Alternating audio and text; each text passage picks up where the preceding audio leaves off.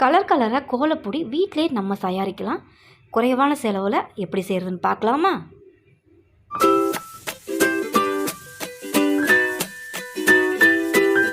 முதல்ல கோலப்பொடியை கலந்துக்கலாம். வெள்ளை கோலப்பொடி ஒரு கப் அளவுக்கு எடுத்து ஒரு பவுலில் சேர்த்துக்கலாம்.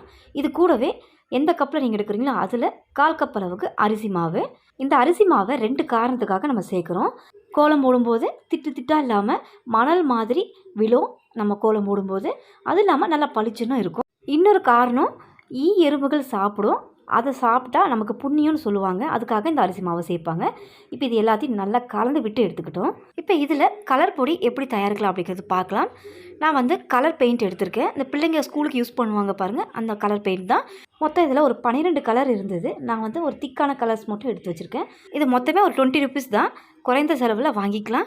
இப்போ ஒரு கரண்டி அளவுக்கு மாவு சேர்த்துக்கிறேன்.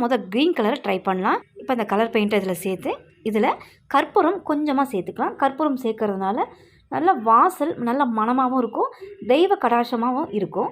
இப்போ கொஞ்சமாக அதை சேர்த்து ஒரு மிக்ஸி ஜாருக்கு மாற்றிடலாம். நம்ம கையால் மிக்ஸ் பண்ணால் மிக்ஸ் ஆகாது. மிக்சியில் போட்டு கிரைண்ட் பண்ணி எடுத்துக்கோங்க. நல்ல கலர் எல்லா இடங்களும் பட்டு வரும். இப்போ இதை நல்லா அரைச்சி எடுத்துகிட்டு வந்துடுறேன். பாருங்கள், க்ரீன் கலர் ரெடியாக இருக்குது. கொஞ்சம் லைட்டாக தான் இருக்குது. நான் சேர்த்த கலருக்கு இந்த அளவுக்கு வந்திருக்கு. உங்களுக்கு எந்த அளவுக்கு கலர் திக்காக வேணுமோ அதுக்கேற்ற மாதிரி நீங்கள் கலர்ஸ் ஆட் பண்ணிக்கோங்க. அடுத்த கலர் ட்ரை பண்ணலாம். அதே மாதிரி ஒரு கரண்டி கோலப்பொடி எடுத்துக்கணும். இதில் ரெட் கலர் ஆட் பண்ணுறேன். உங்களுக்கு திக்காக வேணும்னா கொஞ்சம் அதிகமாக சேர்த்துக்கோங்க. கொஞ்சம் லைட்டாக வேணும்னா அதுக்கேற்ற மாதிரி சேர்த்துக்கோங்க. கற்பூரமும் சேர்த்து இதை நல்லா கிரைண்ட் பண்ணி எடுத்துக்கலாம். பாருங்கள், ரொம்ப திக்காகவும் இல்லாமல் லைட்டாகவும் இல்லாமல் ஒரு மீடியமான கலருக்கு வந்திருக்கு. இப்போ இதுவும் ரெடி ஆகிடுச்சு. இப்போ அடுத்த கலர் பிங்க் கலர் சேர்த்துக்கிறேன். இது எந்த கலர் வரும் அப்படிங்கிறத பார்ப்போம். கொஞ்சமாக கற்பூரம் ஆட் பண்ணிவிட்டு இதையும் நல்லா கிரைண்ட் பண்ணி எடுத்துக்கலாம்.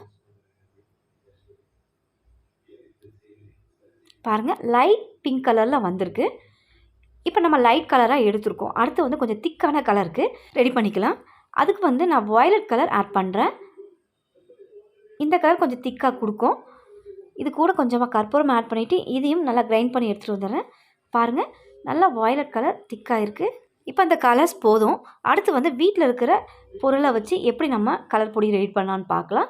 குங்குமம் இருக்குது பாருங்கள், திக் ரெட் கலரில் எடுத்துக்கிறேன். 2 ஸ்பூன் அளவுக்கு சேர்த்து ஒரு கரண்டி கோலப்பொடி எடுத்துருக்கேன். கொஞ்சமாக கற்பூரமாக ஆட் பண்ணியிருக்கேன். இதை நல்லா கிரைண்ட் பண்ணிட்டு வந்துடலாம். பாருங்கள், திக்கான ரெட் கலர் ரெடியாக இருக்குது. இப்போ இதையும் ஒரு கப்புக்கு மாற்றிட்டு அடுத்து ஒரு எல்லோ கலர் ட்ரை பண்ணலாம். எல்லோ கலருக்கு மஞ்சள் பொடி இருக்குது பாருங்கள், அதை எடுத்துக்கோங்க. வாசப்படிங்களுக்கெலாம் வைக்கிற மஞ்சள் பொடி எடுத்துக்கிறேன். இது கூடவே கொஞ்சமாக கற்பூரமாக ஆட் பண்ணிட்டு இதுவும் கிரைண்ட் பண்ணிட்டு வந்துடலாம். பாருங்கள் ஃப்ரெண்ட்ஸ், எல்லோ கலர் ரெடியாக இருக்குது. அவ்வளோதான் ஃப்ரெண்ட்ஸ்.